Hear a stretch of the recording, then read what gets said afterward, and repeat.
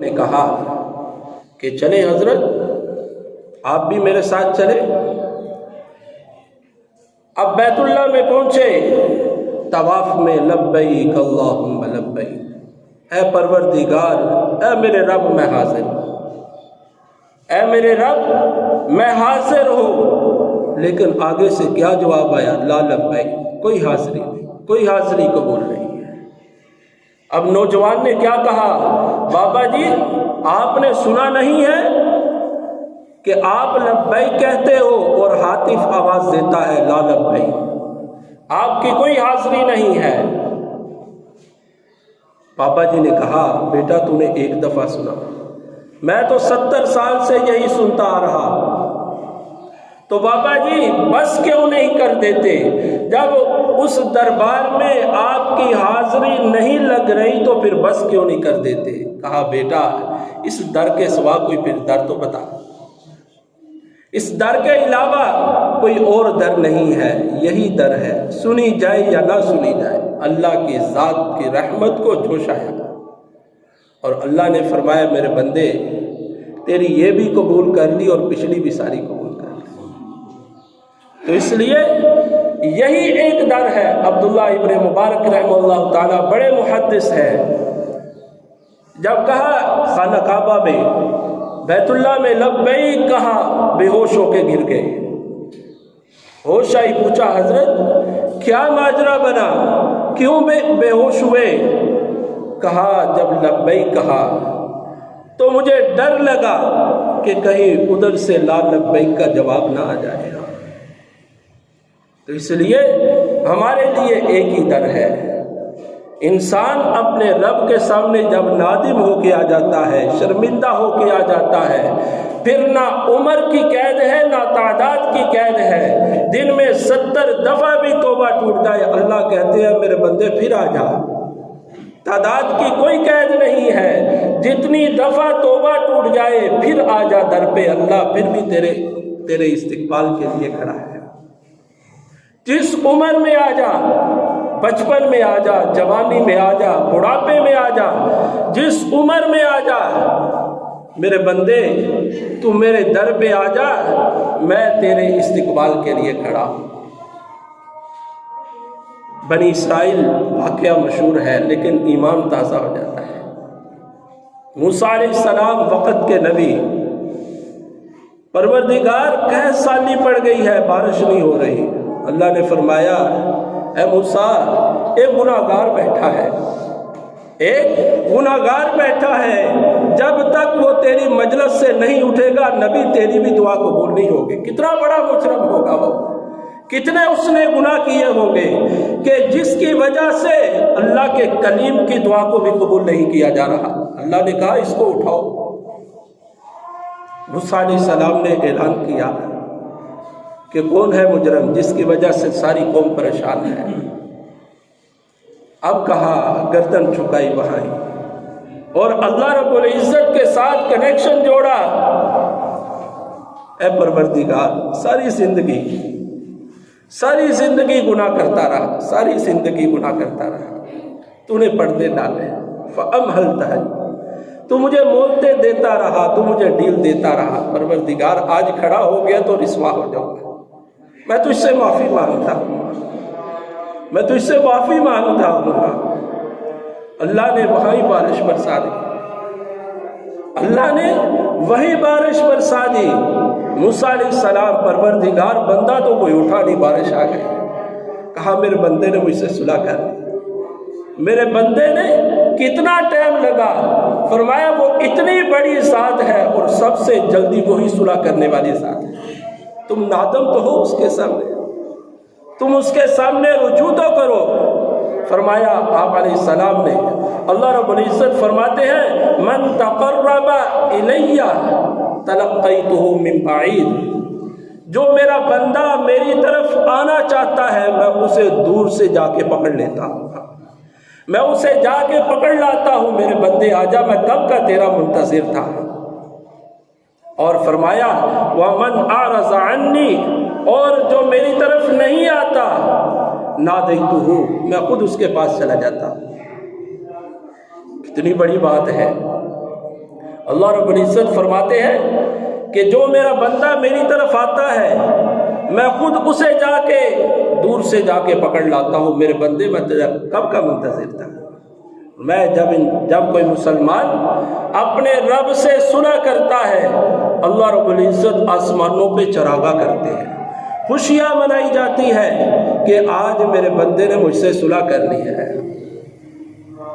اور فرمایا ومن اعرض عنی, جو میرا بندہ میری طرف نہیں آتا, میری طرف رجوع نہیں کرتا, مجھ سے معافی نہیں مانگتا, مجھ سے صلح نہیں کرتا, اللہ رب العزت فرماتے ہیں نادیتہ, میں خود اس کے پاس چلا جاتا ہوں.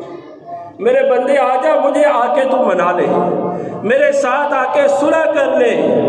اللہ رب العزت خود چلے جاتے ہیں اور پھر فرماتے ہیں وما قدر اللہ حق قدری, اے میرے بندو تم نے مجھے پہچانا نہیں ہے, اے میرے بندو تم نے میری قدر نہیں کی. ما یفعل اللہ بعذابکم ان شکرتم, میرے بندو مجھ سے صلح کر لو, میں تمہیں عذاب دے کے کوئی راضی نہیں ہوں گا. اللہ کی کبریائی میں بڑائی میں کوئی فرق نہیں پڑے گا. ما یفعل اللہ, اے میرے بندو مجھ سے صلح کر لو, میں تمہیں عذاب دے کے کیا کروں گا.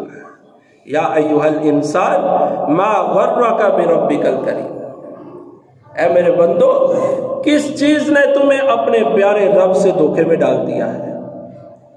حضرت ثعلبہ رضی اللہ تعالیٰ عنہ, ابو ہریرہ رضی اللہ تعالیٰ عنہ راوی ہے, حضرت ثعلبہ رضی اللہ تعالیٰ عنہ بد نظری ہو گئی تھوڑی سی. اب اتنا احساس ہوا گناہ کا, اتنے نادم ہوئے کہ آبادی سے نکل گئے, جنگل کی طرف چلے گئے, رونے لگے کہ میں نے اپنے رب کے ساتھ اور اپنے نبی کے ساتھ خیانت کی ہے, کہ میری نظر غیر محرم کی طرف اٹھی. جنگل کی طرف نکل گئے اور اتنا زارو قطار روتے رہے اور کہتے رہے اے پروردگار تو مجھے معاف کر, اے پروردگار تو مجھے رسوا نہ کرنا, اے پروردگار تو مجھے معاف کر دے. فرمایا 40 دن گزر گئے. اللہ رب العزت نے جبرائیل علیہ السلام کو بھیجا کہ محبوب ایک آپ کا جانثار جنگل میں تڑپ رہا ہے, اسے اپنی مجلس میں بلائیے اور اسے بتائیے کہ تیرا رب تجھ سے راضی ہو گیا. کبھی ہم بھی تڑپے ہیں گناہوں پہ, کبھی گناہ پہ ہم بھی نادم ہوئے ہیں. آج مسلمان گناہ پہ جرأت مند ہو چکا ہے, گناہ کا احساس ختم ہو چکا ہے, گناہ پہ گناہ بھی کرتا ہے, اللہ کی نافرمانی بھی کرتا ہے اور پھر اللہ کی نعمتیں بھی بڑی ڈٹائی سے استعمال کرتا ہے. اس سے بڑی کتنی شرمندگی ہو, اس سے بڑی کتنی نمک حرامی ہے کہ اللہ کا ہی کھا کے انسان اللہ کا ہی نافرمان اور باغی بن جائے. اس سے بڑی کتنی نمک حرامی ہے. حضرت ثعلبہ صحابی رسول ہے, یہ وہ عظیم ہستیاں ہیں جن کو جنت کے پروانے دنیا میں ہی مل چکے تھے. آپ علیہ السلام اعلان کر چکے تھے وَكُلًّا وَعَدَ اللَّهُ الْحُسْنَى, اللہ نے فرمایا سارے کے سارے جنتی ہیں. رضی اللہ عنہم ورضوا عنہ, اللہ ان سے راضی ہے, اللہ سے راضی ہے. ہمیں بھی ایسے پروانے کسی کو ملا, کسی کو اپنے اوپر اعتماد ہو اور گناہ کرتا بھی نہیں. رمضان کے مہینہ میں بھی بغاوت پہ اترا ہوا ہے, روزوں پہ روزے کھا رہا ہے, نمازوں پہ نمازیں قضا ہو رہی ہے. جیسے 2 نمبری پہلے چل رہی تھی رمضان میں بھی چل رہی ہے. جیسے زبان کینچی کی طرح غیر رمضان میں زبان چلتی تھی رمضان میں بھی چل رہی ہے. جیسے آنکھ غیر رمضان میں کنٹرول میں نہیں تھی رمضان میں بھی ویسے ہی اللہ کی نافرمانی پہ اتری ہوئی ہے. ہمارے پاس کیا دلیل ہے؟ کس اعتماد پہ ہم گناہ کرتے ہیں؟ کس اعتماد پہ اللہ کی نافرمانی کرتے ہیں؟ کون سا ہمارے پاس سہارا ہے؟ یا ہمارے اندر اتنی ہمت اور طاقت پیدا ہو چکی ہے کہ ہم اللہ کے عذاب کا مقابلہ کریں گے یا اللہ کا سامنا کریں گے؟ کل قیامت والے دن اللہ کی عدالت میں جہاں انبیاء کانپ رہے ہوں گے ہم جیسے وہاں کیا حشر ہوگا. انبیاء علیہم تھر تھرا رہے ہوں گے. ہمارے اندر اتنی ہمت اور طاقت ہے کہ اللہ کا سامنا کر سکے. کس امید پہ ہم گناہ کرتے ہیں؟ کس توقع کس اعتماد پہ گناہ کرتے ہیں؟ اللہ کی نافرمانی کرتے ہیں. وہ صحابہ رضی اللہ عنہم اجمعین ایسا احساس ہوا، ایسی ندامت ہوئی کہ 40 دن ایک بد نظری پہ ایک نظر غیر محرم کی طرف اٹھی تھی. اتنے نادم اور شرمندہ ہے. اے مولا تو مجھے رسوا نہ کرنا، اے مولا تو میری پکڑ نہ کرنا. جن کی توبہ پہ جبرائیل اتر آتا تھا، ایسی پاکیزہ ہستیاں، ان کو اتنا احساس ہے. اللہ کرے ہمیں بھی احساس ہو جائے.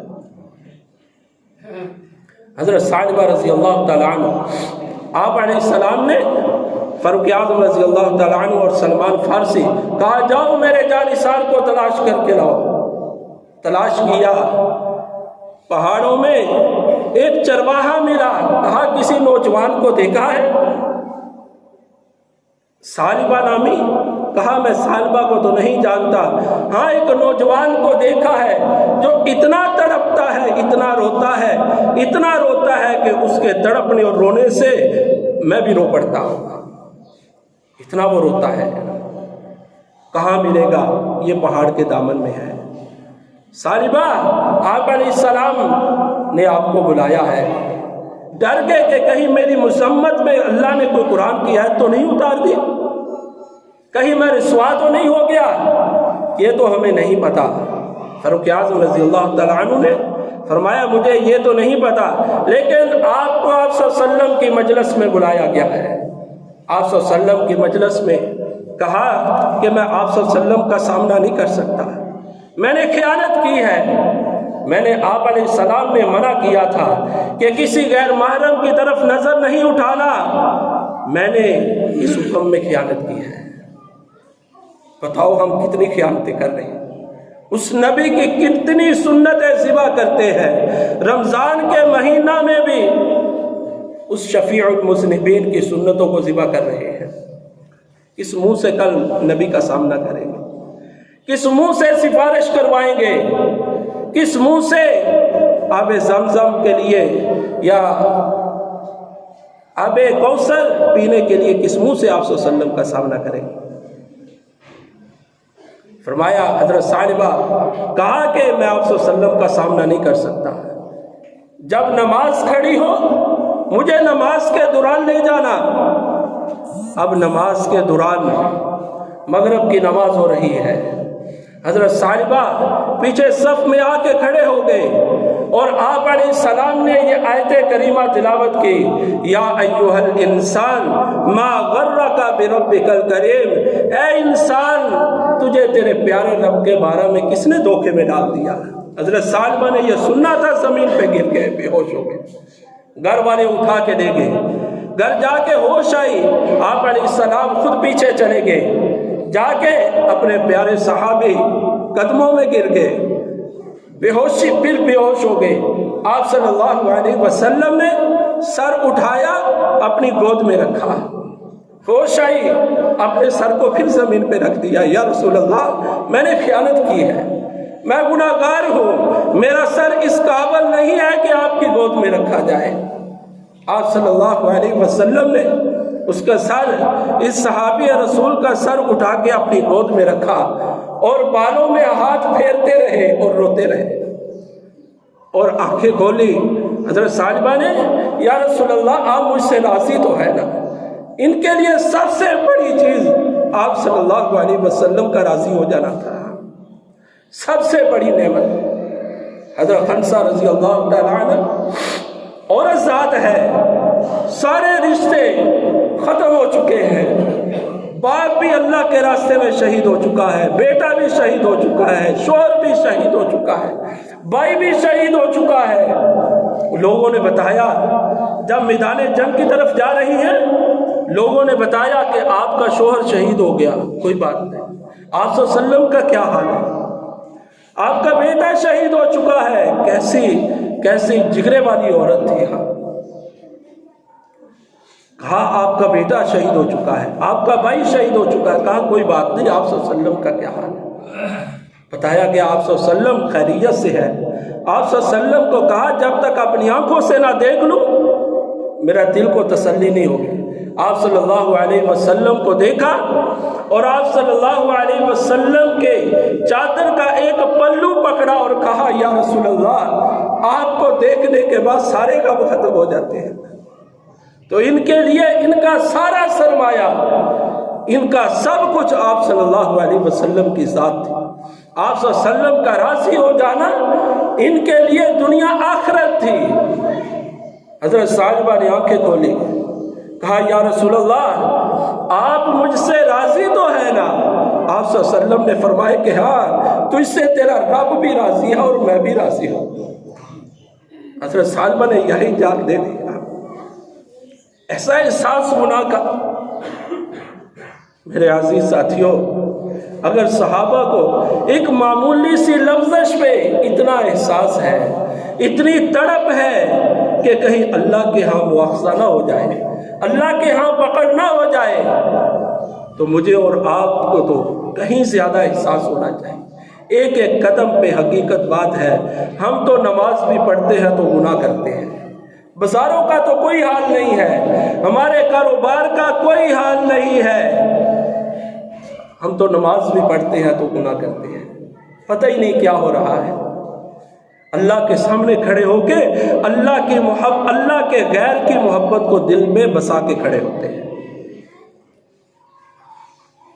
تو میرے عزیز ساتھیوں, یہ رمضان کا مہینہ اللہ رب العزت نے اس امت کو بخشنے کا بہانہ دیا ہے.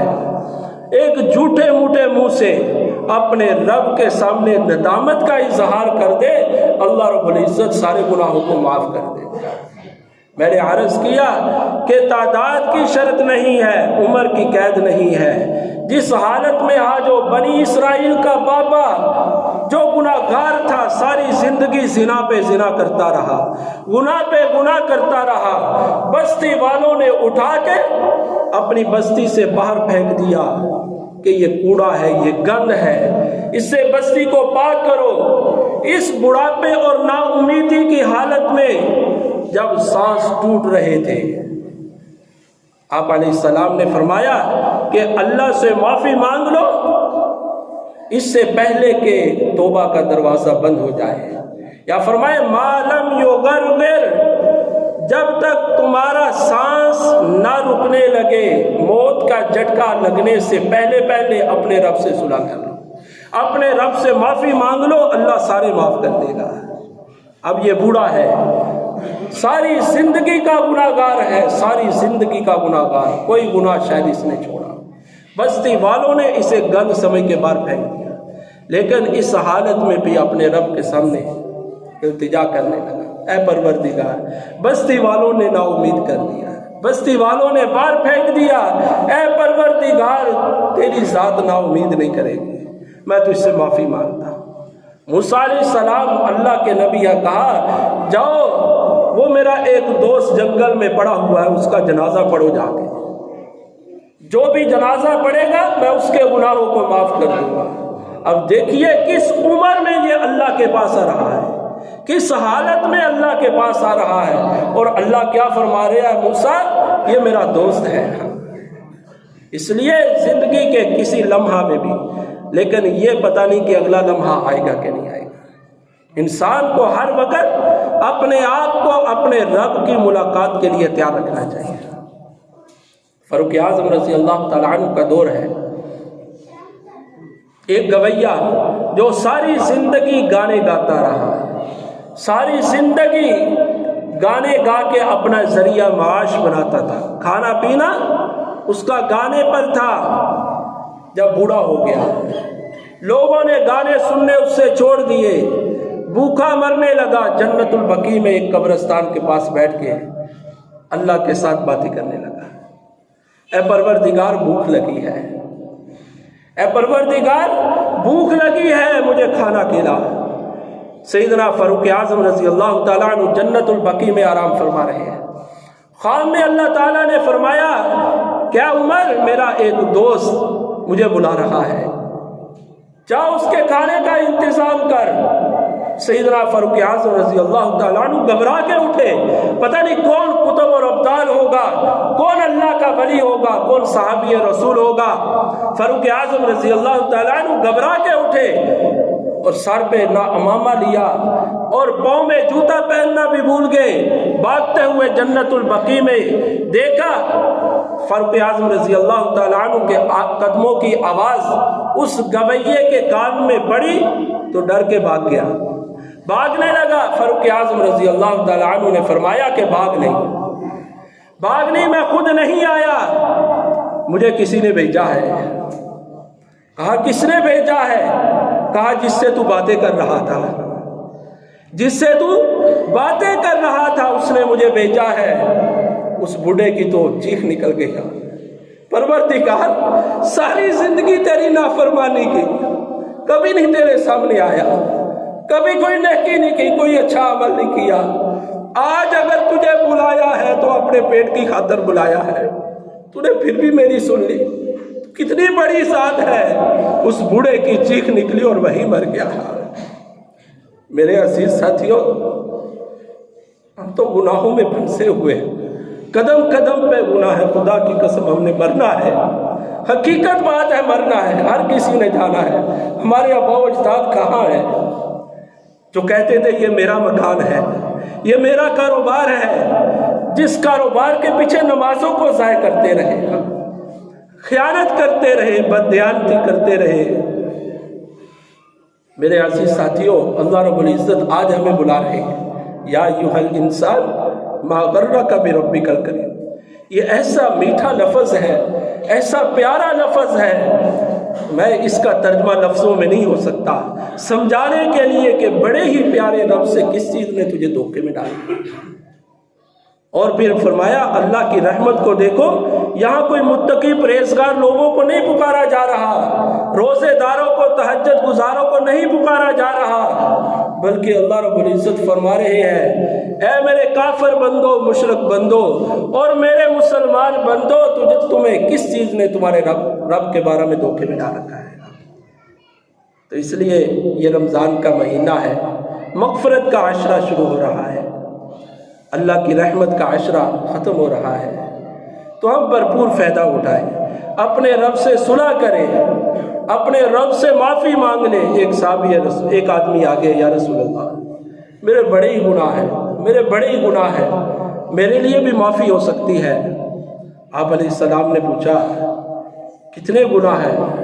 समंदर की झाग के बराबर। या रसूल अल्लाह समंदर के कतरात से भी ज़्यादा है, ज़मीन व आसमान तेरे गुनाहों से भर जाएंगे। या रसूल अल्लाह इससे भी ज़्यादा है। तो क्या अल्लाह की रहमत से भी ज़्यादा है तेरे गुनाह? हाँ नहीं या रसूल अल्लाह, अल्लाह की रहमत से ज़्यादा नहीं है। तो फरमाया फिर अपने रब से माफ़ी मांग, अपने रब से माफ़ी मांग। अल्लाह की रहमत हर चीज़ पे वसी है, अल्लाह की रहमत अल्लाह के गज़ब पे हावी है। अल्लाह से माफ़ी मांग, अल्लाह तेरे सारे गुनाहों को माफ़ कर दे। तो इसलिए मेरे अजीज साथियों, हम अपने रब से सुलह करें। अल्लाह रब्बुल इज़्ज़त तो मुंतज़िर खड़े हैं, अल्लाह रब्बुल इज़्ज़त इंतज़ार में बैठे हैं कि मेरा बंदा मुझसे सुलह कर ले। तो इसलिए मैं और आप, ज़िंदगी का कोई पता नहीं है, अपने रब से सुलह कर ले और अपने रब से माफ़ी मांग ले। अल्लाह से दुआ है अल्लाह ताला हमें अपने गुनाहों से माफ़ी मांगने की तौफीक अता फरमाए और गुनाहों से बच बच के ज़िंदगी गुजारने की तौफीक अता फरमाए। वाखिरु दावाना।